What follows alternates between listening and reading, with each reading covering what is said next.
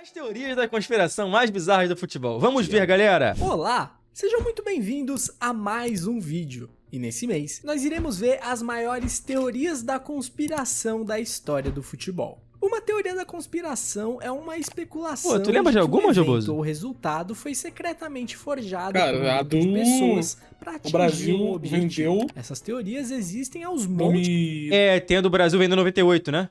Pra ganhar 2002. E tem a da Portuguesa no Brasileirão também. Da Portuguesa, é abaixo da Portuguesa. No mundo, e evidentemente, dada a influência e poder que tem o futebol, ele não escapa delas. Mas antes de começar o vídeo, peço para você se inscrever no canal, pois faltam menos de 10 mil inscritos pra gente alcançar os 300 mil. E 60% de vocês Gente, que vocês estão assistem falando não mentiras, são inscritos. não Todo mês teoria da você tá aqui vendo os conspiração. vídeos e ainda não tá inscrito. Já Diferente. passou da hora, né? Bom, recados dados, então chega de enrolação e põe seu chapéu de alumínio porque vamos ver as mais macabras teorias da conspiração da história do futebol. Tá. Convulsão do Ronaldo em 98.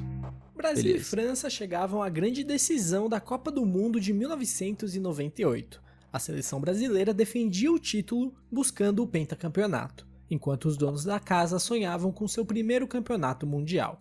O Brasil era considerado amplo favorito tanto por ser o atual campeão, quanto por ter o melhor jogador do mundo no time.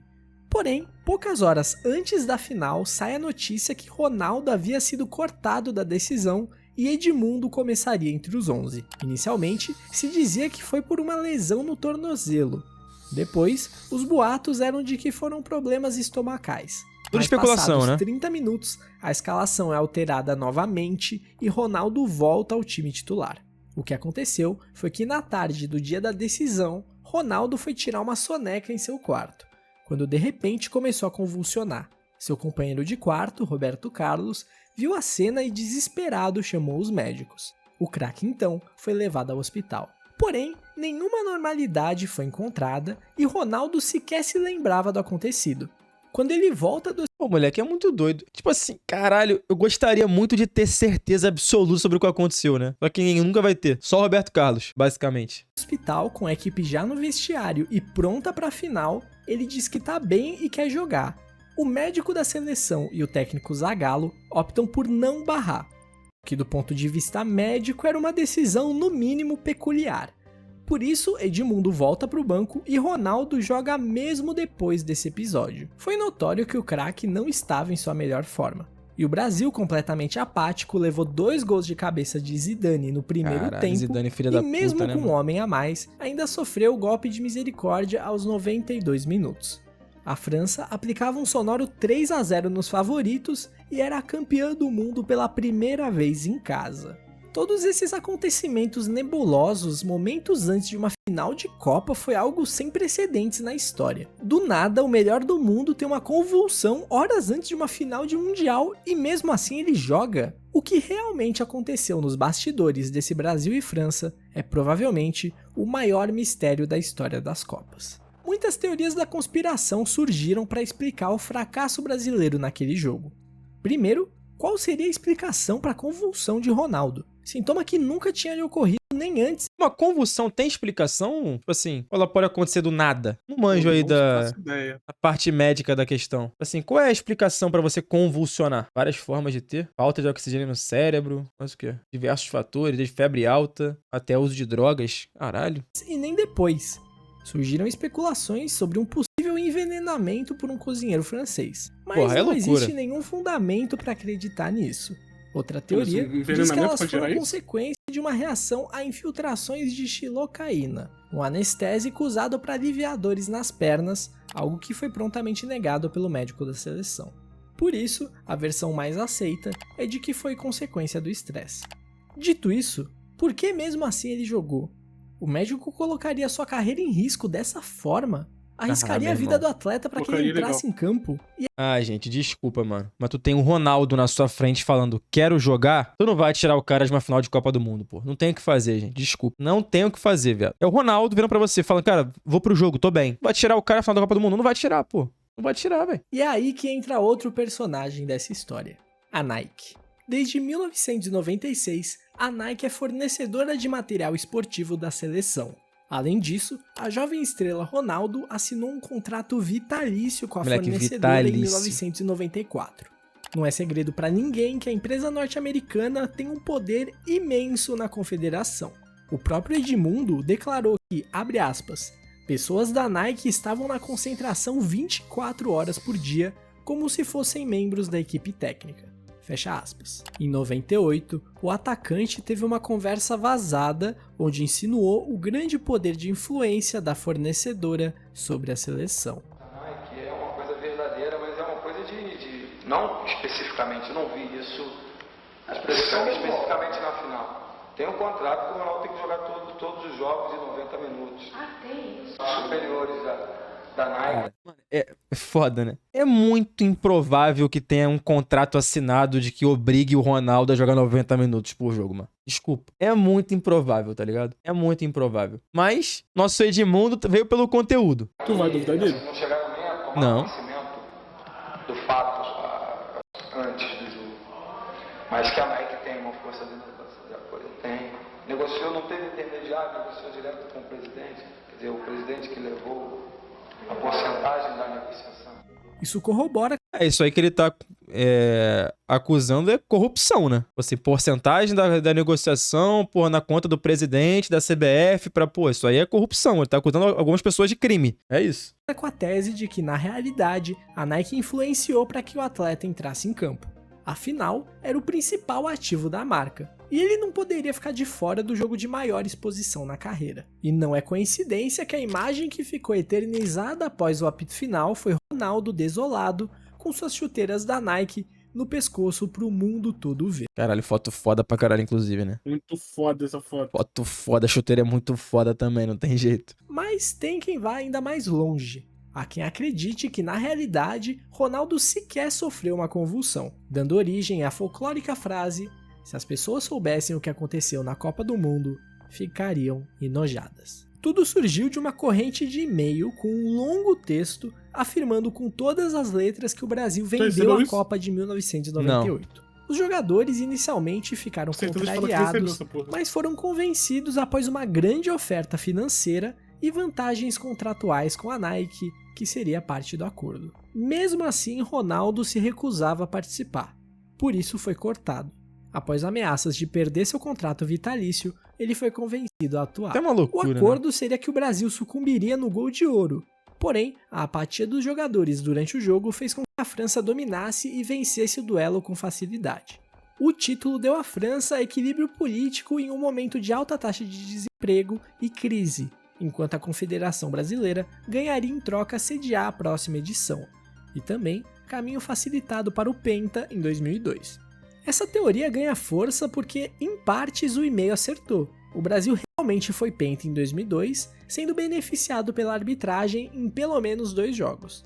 Porém, o Brasil não foi sede daquela edição, ele só voltou a sediar o torneio em 2014, sendo escolhido como tal em outubro de 2000. É muito doido que teoria da conspiração ela é feita pra gente acreditar, né, mano? Tipo assim, não existe uma teoria da conspiração que você olha e fala assim, pô, isso aqui tá de brincadeira. Ela é feita pra tu ficar acreditando de babaca, tá ligado? Só que é foda, mano. Tipo assim, por exemplo, a França em 98, ela era Nike ou era Adidas? Eu não lembro. A seleção francesa, se eu não me engano, era Adidas, tá ligado? Será que seria muito bom pra Nike a França ser campeã do mundo, tá ligado? Como exposição? Muito doido, né? 2007. Uma semana após a final perdida, o site da CBF é hackeado e o texto fica exposto no site da entidade. Toda essa história desencadeou uma grande crise na CBF, chegando ao ponto de se abrir uma CPI para investigar o contrato com a Nike e o que se passou por baixo dos panos naquela final.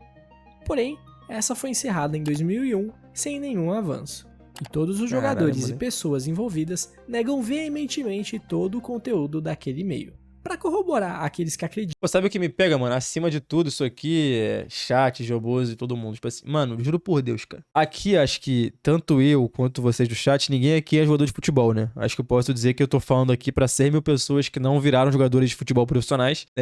Mas eu acho que parte de vocês sonhou em ser, tá ligado? Acredito, né? Que uma boa parcela do chat, pô, em algum momento da sua vida, sonhou em ser jogador de futebol. Sonhou. Falou assim, mano, queria ser. Tentou, enfim, não conseguiu, tá ligado? Agora, mano, do fundo do meu coração, manipulação, mano. Cara, eu acho que, pô, muitos de vocês sabem da dificuldade que é pra você chegar lá, ser jogador. Aí, vamos passar pra uma outra prateleira. Você é jogador, passou por tudo e chegou à seleção do seu país. Esquece. Ápice da carreira, tá ligado? Pô, você ser jogador da sua seleção nacional, seleção brasileira, puta que pariu, um sonho, né? Acho que é o sonho de criança de todo mundo. Você chega à final da Copa do Mundo com a seleção brasileira. Tu vai vender? Meu irmão, eu não consigo acreditar em hipótese alguma que um jogador venderia por N valor uma final de Copa do Mundo, pô. Eu não consigo acreditar. Até porque todos ali, todos é foda, né? Mas muitos daqueles caras ali, porra, tinham uma condição financeira, pô, bem razoável, bem tranquila, tá ligado? Pô, desculpa, mano. Eu não consigo acreditar que um jogador da seleção brasileira venderia uma conquista de título mundial pela seleção.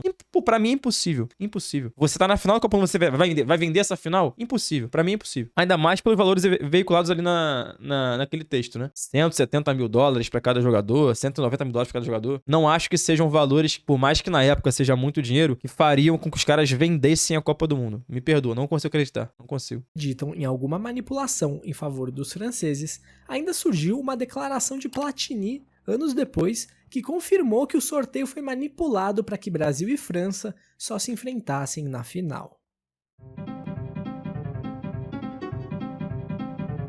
Agora, outra teoria da conspiração.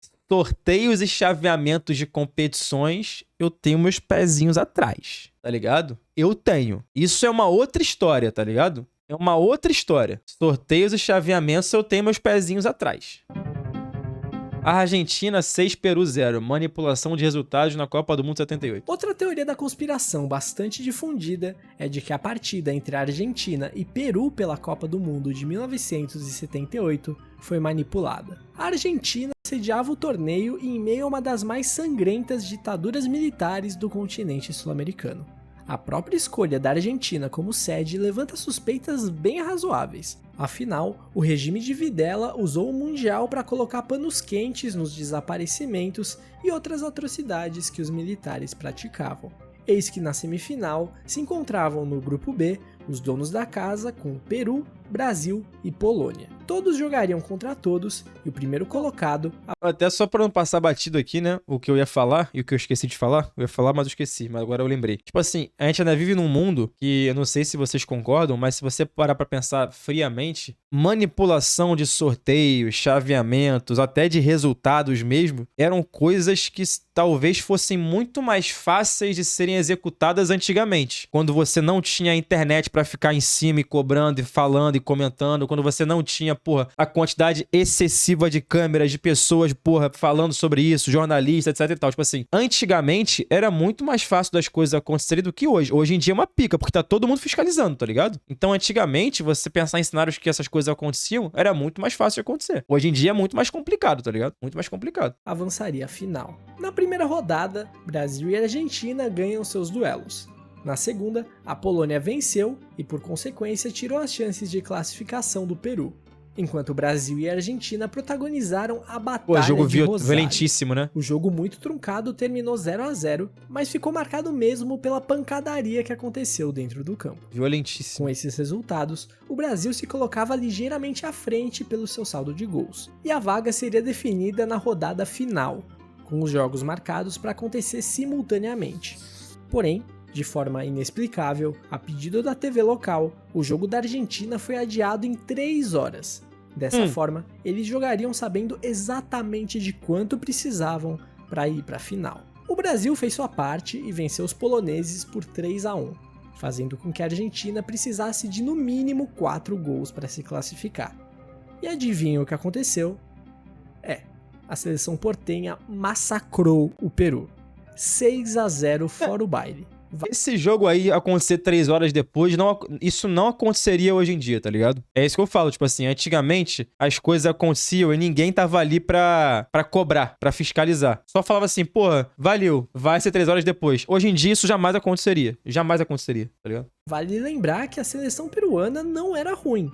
Tinha chegado às semifinais porque liderou o grupo com a Holanda. Mas, nos dias que antecederam essa partida, aconteceram movimentações bastante suspeitas nos bastidores que talvez explicassem o resultado. Fora a gritante alteração do horário da partida, teve também o fato do goleiro peruano Ramon Quiroga ser argentino naturalizado peruano.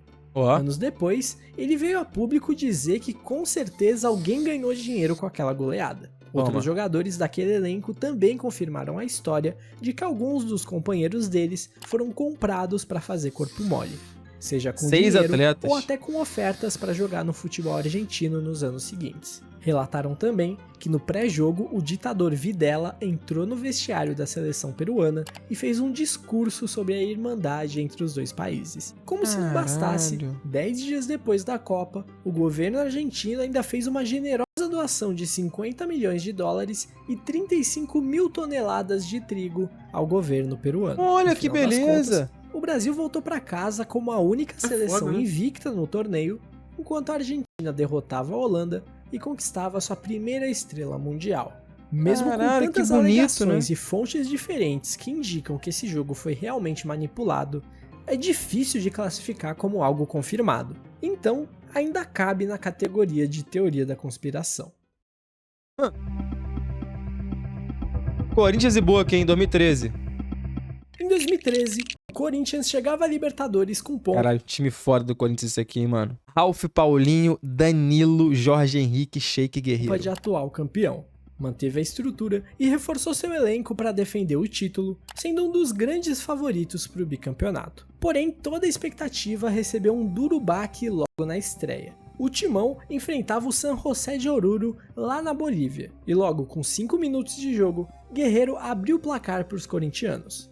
Na comemoração, um torcedor disparou um sinalizador que atravessou o setor visitante e atingiu um torcedor do San José, Kevin Espada, de 14 anos. Cara, lembro essa o projétil de 20 centímetros atingiu o olho do jovem a 300 km por hora, o que infelizmente causou sua morte instantaneamente. Ao término do jogo, 12 corintianos foram presos na Bolívia. 5 deles permaneceram por 10 meses até a liberação.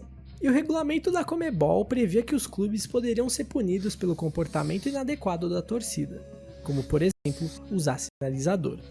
Essa pena poderia ser de uma simples multa até a exclusão da competição. Existia um risco sério do clube acabar legal que com racismo não tem nada, né? Isso que é fantástico, né? excluído do torneio pela gravidade do acontecimento. Então, depois de 2 semanas, foi realizado o julgamento para decidir as consequências.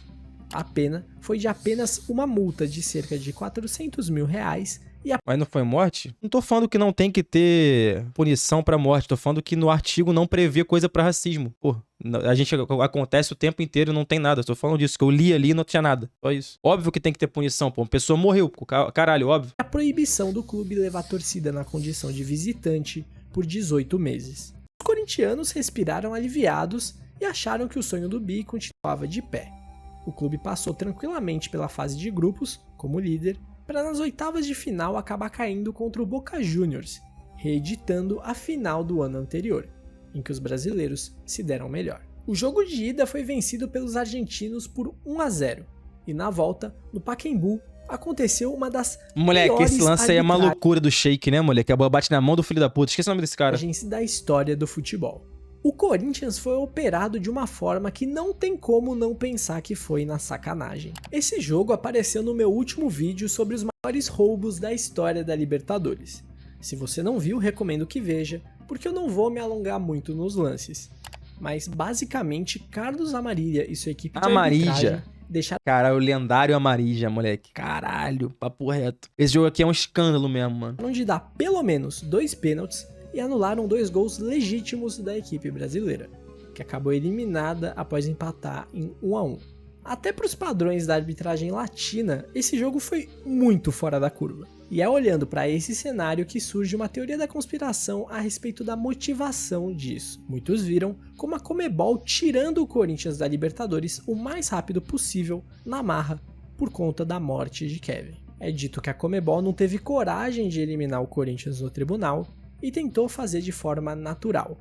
Mas você, corintiano que tá no chat, você concordaria com a eliminação do Corinthians da competição, depois de acontecido? Fato era que o Corinthians não podia, em hipótese alguma, ganhar a Libertadores, depois do que aconteceu com o jovem boliviano. A Conmebol não ia deixar. Anos depois, vazaram áudios de um influente cartola argentino Julio Grondona teve manipulação na escolha do árbitro. Alguns membros da direção corintiana na época chegaram a declarar publicamente que acreditam que a arbitragem catastrófica de Amarília foi a forma que a Conmebol encontrou de eliminar o Corinthians depois da tragédia de Oruro. Caralho, o cara fez uma das piores analogias de história dele também. 2013 foi um ano que deu o que falar. Ao término da rodada final do Campeonato Brasileiro, foram rebaixados Náutico, Ponte Preta, porém, bizarramente, naquela mesma rodada, houveram 2 escalações irregulares. Algo relativamente raro e que acabou mudando as equipes que foram para a segunda divisão. No dia 7 de dezembro, o Flamengo escalou o lateral André Santos para o duelo contra o Cruzeiro. Porém, o jogador tinha sido expulso na final da Copa do Brasil e, portanto, estava suspenso e não poderia atuar. De acordo com o regulamento do Campeonato Brasileiro, a escalação de um atleta irregular deveria retirar 3 pontos, mais os pontos conquistados pela equipe na partida em questão. Como o jogo empatou, o Flamengo perderia 4 pontos. Sem esses 4 pontos, o Flamengo iria de 49 para 45 e cairia da 11ª colocação para a 17ª, salvando o Fluminense e entrando na zona de rebaixamento. Mas, antes que os rubro-negros entrassem em desespero, Portuguesa e Grêmio entravam em campo em uma partida que não valia rigorosamente nada. Tudo se encaminhava para um 0 a 0 bem chato. Porém, aos 33 minutos do segundo tempo, Everton entra no lugar de Wanderson. O problema é que Everton também estava suspenso, fazendo com que a Portuguesa, assim como o Flamengo, fosse punida com a perda de 4 pontos, indo de 48 para 44. Por sua vez, caindo para a 17ª colocação, salvando a pele do Flamengo e caindo para a segunda divisão. Não é tão comum jogadores serem escalados regularmente. Imagine só 2 na mesma rodada. Isso alimentou teorias da conspiração de que, na realidade, a Portuguesa tenha deliberadamente escalado o atleta irregular, em troca de uma compensação financeira. Os suspeitos eram Flamengo e Fluminense. Vocês acreditam fielmente, mano, que rolou, tipo assim, Cara, corrupção nessa queda da Portuguesa? Eu acho que esse pá é a mais crível das 3. Tu não acha? Mano, das 3 que tu ouviu até agora, tu não acha que essa é a mais crível? Cara, acho que é. Mas é muito doido, mano. Tipo assim, caralho, como é que escala o cara irregular, mano? Isso me deixa revoltar. Mas, pô, tem que ter existido um amadorismo muito grande aí na direção de futebol da Portuguesa pro bagulho, tipo assim, ser azar, tá ligado? Eram as seguintes. A primeira seria que o Flamengo escalou André Santos de forma irregular, percebeu a cagada que fez e ofereceu dinheiro para que a equipe paulista, que jogaria no dia seguinte, cometesse o erro. A outra dizia que o Fluminense, ameaçado de rebaixamento, teria encomendado a entrada de Everton como um plano B, caso o clube não conseguisse o resultado que o salvasse dentro do campo. O que realmente acabou acontecendo. A revista Placar publicou que representantes dos clubes cariocas se reuniram dias antes da rodada final para procurar soluções e brechas para evitar que 2 times do Rio fossem rebaixados, o que seria catastrófico para as verbas de televisão do ano seguinte. O Ministério Público chegou a concluir que a Portuguesa vendeu a vaga, porém, anos depois, o inquérito foi arquivado por falta de evidências. Se a vaga foi comprada, o dinheiro deveria aparecer em algum lugar. Mas nenhuma quantia suspeita foi encontrada nas contas da Lusa e nem de nenhum funcionário. Olha aí. Fato é que a CBF avisou o clube que a suspensão do atleta ainda não tinha sido cumprida. Já tinha Bitcoin nessa época pra não rastrear, ô Bozo? Já, pô. 2013? Já, pô. Caralho, foi dessa forma que o Chico enriqueceu então, hein?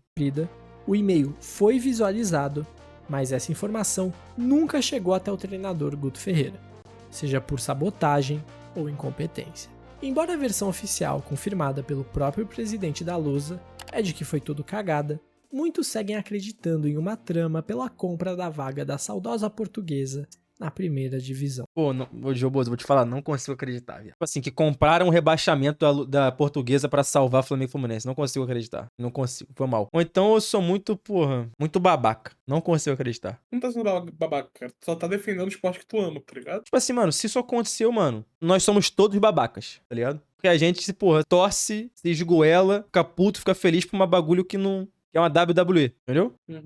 Brasileira.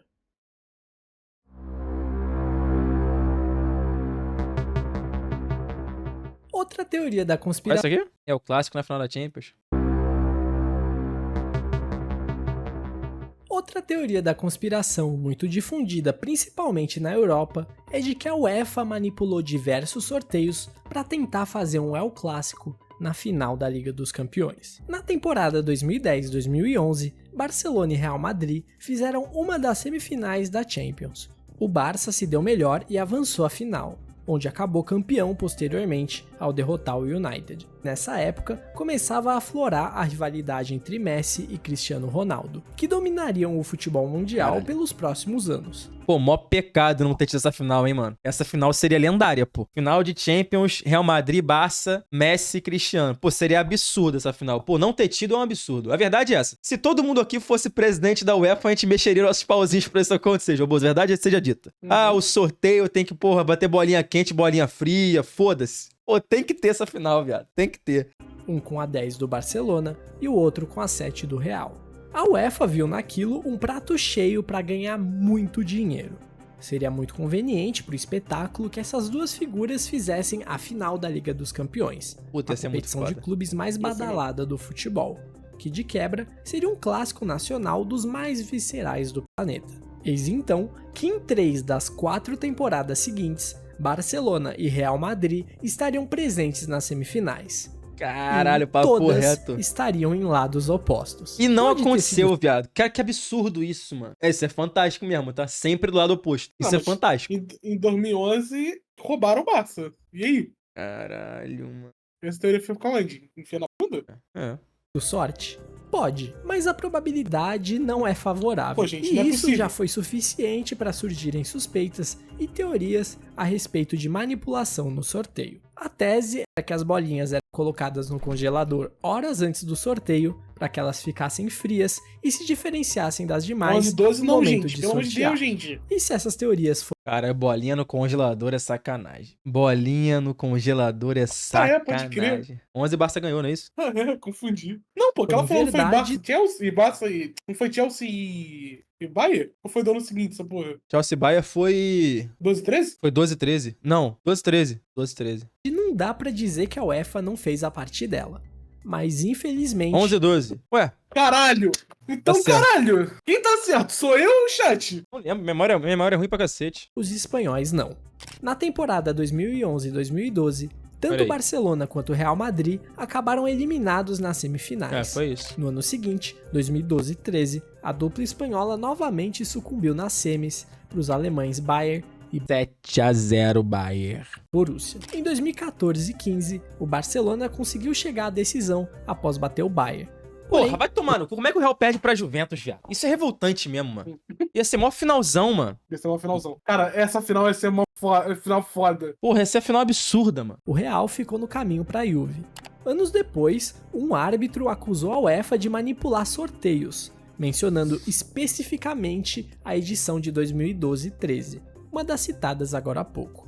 Ele afirmou que o sorteio colocou Barcelona, Bayern e Real em chaves separadas, evitando que o Málaga encontrasse o caminho de um dos espanhóis, porque seria um confronto menos interessante financeiramente para a entidade.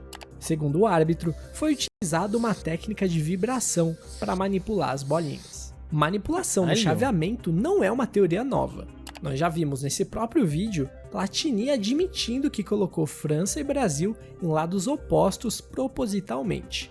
Um executivo da FIFA que participou da organização de mundiais confirmou a tese afirmando que os sorteios das Copas em que trabalhou foram manipulados, como em 94, onde um dia antes já se sabia que o México seria sorteado para jogar em Orlando. E dito e feito. Blatter, que foi acusado de manipulação, porque era o responsável pelos sorteios nessa época, disse que em Copas do Mundo nunca aconteceu. Mas em nível europeu, Se o Blatterzão falou que a nível europeu isso já aconteceu, é porque, porra, isso aí é muito mais fácil de rolar do que a gente imagina, hein? Pro Blatter falar uma porra dessa, é porque o bagulho é mole de acontecer. É mole. A gente torce pra uma novela, Joboso, verdade seja dita. A gente torce pra uma novela chamada futebol. Sim. sim, era uma prática comum, com a famosa técnica das bolinhas frias.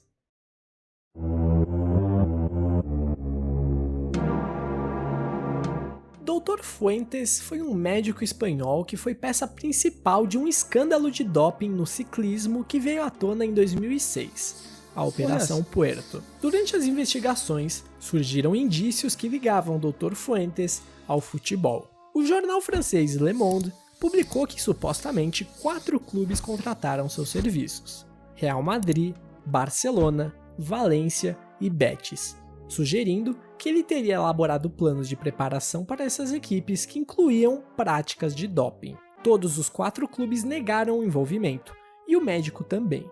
E a Operação Puerto nunca foi muito além do ciclismo. O Le Monde ainda foi processado pelas acusações sem provas. Então esses casos no futebol acabaram passando sem maior apuração. Mas em 2013, uma investigação interna da Real Sociedad chegou à conclusão de que o clube pagava 327 mil euros anualmente a Dr. Fuentes entre 2000 e 2005.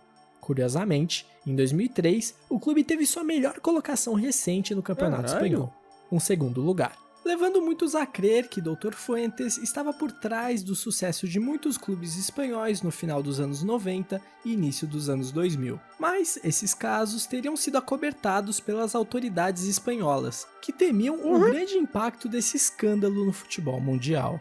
Nessa mesma época, outro grande escândalo de doping assombrava a Juventus. Em 2004, o médico do clube Ricardo Agrícola foi condenado por fornecer drogas para melhorar o desempenho de atletas entre 1994 e 1998. Um especialista alegou que era praticamente certo que jogadores da Juve tomaram substâncias ilícitas, nem que seja em pequenas doses, citando Antônio Conte, tá? Antônio Conte, Del Piero e Didier Deschamps. Vale lembrar que nesse período, em 96, a Juventus foi campeã da Liga dos Campeões. Porém, em 2005, o médico e o diretor do clube que haviam sido condenados foram inocentados após apelação. O doping no futebol é um assunto polêmico. Não, eu tenho a minha opinião que o doping no esporte de alto rendimento, ele é, assim, meu irmão, presente, figura protagonista, não tem jeito. E aí, o que pegar, pegou, o que não pegar, a galera tá falando assim, tá tudo certo, mano. Deve ter uma porrada de tabela, data, calendário do que você pode fazer, quando você pode fazer pra não ser pego, esquece, mano. Alta performance deve ter doping pra cacete, pô. E que envolve muitas teorias da conspiração. Afinal, é um dos esportes com menor incidência de casos, apesar de ser um dos mais praticados, o que leva muitos a acreditarem que há um acobertamento por parte de entidades maiores. Houveram alguns casos de equipes que levantaram suspeitas do uso de substâncias ilícitas no futebol, como por exemplo a seleção russa na Copa do Mundo de 2018, devido ao espetacular rendimento físico do time mesmo passando por 2 prorrogações e que consagrou sua melhor campanha na história das Copas, chegando até Pô, essa Rússia tirou a Espanha, né, mano? Era papo reto, perdeu pra Croácia. as quartas de final. Tudo explodiu quando a Agência Mundial Antidoping descobriu um escândalo institucional de doping na Rússia, que tirou o país da Copa de 2022 e das Olimpíadas de Tóquio. Apesar de alguns jogadores do time de futebol terem sido investigados, o caso foi arquivado pela FIFA por falta de provas. Essas teorias também rondaram o Bayern de Munique na temporada de 2020, em que o clube conquistou a famosa Champions da pandemia. Moleque, esse ano aí o Bayern voou muito, mano. Esse ano aí o Bayern foi bizarro. Parece que, tipo assim, não existiu pandemia pro Bayern de Munique, mano. Tá ligado? Os caras estavam jogando num ritmo alucinante. Um ritmo que, tipo assim, não tinha competição, mano, o bagulho. Não tinha competição. Fóruns e redes sociais suspeitaram do anormal aspecto físico de muitos dos jogadores do clube Gorice bávaro, esquece, né? que notavelmente estavam muito mais fortes. Ó o Coutinho, viado. Pô, o Coutinho tava giga, filho. Porra, não tava puro, não. Olha o moleque, cara. olha o Lewandowski. Caralho, moleque. Pô, o Coutinho tava giga. Que isso, mano. Que produtinho é esse que eu quero tomar, mané? Porra, tem que dar um pump, Joboso. Que isso, filho. Em qualquer outro momento de suas carreiras. Apesar dessa ser uma teoria relativamente conhecida, não existe nenhuma prova ou outro indício que aponte para essa direção. Pô, isso aí é sacanagem. A existência de seres extraterrestres Vasco da Gama, é uma protagonista. das mais populares teorias da conspiração. Existem vários relatos de avistamentos de objetos voadores não identificados. E, curiosamente, o maior avistamento coletivo de um OVNI aconteceu em um jogo de futebol. Era a Vasco. noite de 6 de março de No Morenão. 1982. no estádio Morenão, no Mato Grosso do Sul, onde o Operário recebia o Vasco da Gama pelo Campeonato Brasileiro. Os donos da casa venceram por 2-0, mas as manchetes da época só falavam sobre um suposto disco voador. É relatado que durante o primeiro tempo, um OVNI surgiu no céu sobre o estádio. O objeto emitiu uma forte luz sobre o campo, chocando os 24 mil presentes no episódio. Segundo relatos do próprio árbitro, o jogo foi paralisado nesse momento, sendo retomado após o sumiço do disco voador. Apesar dos relatos dos 20 mil presentes, não existe nenhum registro fotográfico, tinha um celularzinho, em áudio, um iPhone, ou vídeo do incidente. O que torna tudo mais estranho é que os gols do jogo estão disponíveis no YouTube. Porém, o jogo completo no canal, qual canal? Ou vídeo do incidente. O que torna tudo mais estranho é que os gols do jogo estão Paulo Fanaia Futebol. disponíveis no YouTube.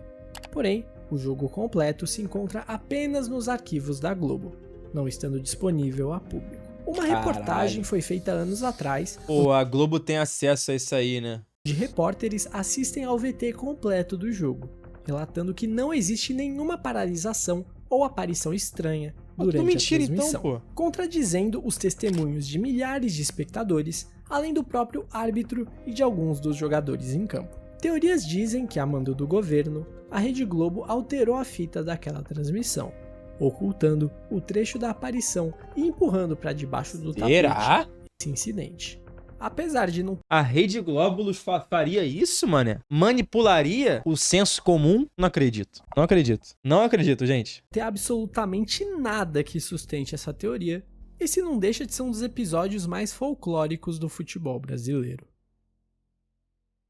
Bom, rapaziada, por esse mês cara, foi... papo reto, o maluco comentou. Mano, não existe um mundo que 24 mil pessoas estão cegas. Caralho, mano. Isso aí é absurdo, né? É absurdo. Pô, bom vídeo aqui do nosso História de Futebol aqui. E eu pergunto pra vocês, qual teoria da conspiração vocês mais acreditam? E aí? Qual vocês mais acreditam que pode ter sido verdade? Eu acho que a mais provável ter acontecido aí é a portuguesa. Pô, mano, eu não consigo, velho. Cara, não, a da Argentina. Eu quando era jovem... Ah, não, a da Argentina pra mim é a mais crível. A Argentina e Peru. Argentina 7-8. É. Agora, a da portuguesa, tipo assim, óbvio, mano. Pô, naquela auge da minha juventude ali, 2013, eu com 18 anos, mano, odiando meus rivais. Eu saí, porra, pravando aos 4 cantos que, porra, foi tudo roubado, né? Manipulação pra salvar o Fluminense, salvar o Flamengo, blá. Mas hoje em dia eu olho pra isso aí e eu não consigo acreditar, velho. É muito grave, mano. Você é muito grave, rapaziada. Já ouviu a história do Buffon e das apostas? Que ele não poderia ter jogado a Copa do Mundo na Copa da Itália? Não. A teoria da conspiração é um bagulho bizarro, né?